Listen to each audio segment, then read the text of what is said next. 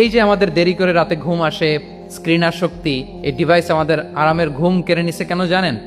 এর কারণ হচ্ছে আল্লাহর দেয়া যে ফিতরাত, এই ফিতরাতকে আমরা উল্টে দিয়েছি। আল্লাহর দেয়া ফিতরাতকে যখন আমরা চেঞ্জ করেছি, আমাদের জীবন থেকে বারাকা উঠে গিয়েছে। ফজরের পরে আজকে থেকে কোনো ঘুম চলবে।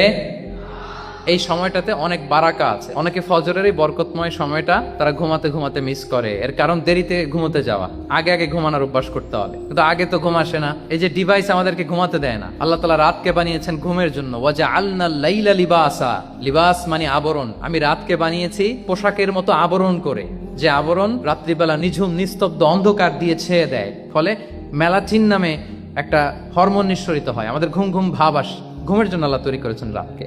আমাদের শান্তির ঘুম কেড়ে নিছে এই ডিভাইস। আল্লাহর দেয়া ফিতরাতকে যখন আমরা চেঞ্জ করেছি, আমাদের জীবন থেকে বারাকা উঠে গিয়েছে। ফিতরাত শব্দটার সাথে আপনাদের পরিচয় আছে? একটা মানুষের যে ক্যারেক্টারিস্টিক্স, যে ইননেট স্বভাব দিয়ে আল্লাহ তাআলা তৈরি করেছেন, নেচার, এটাকে আরবিতে বলে ফিতরাত।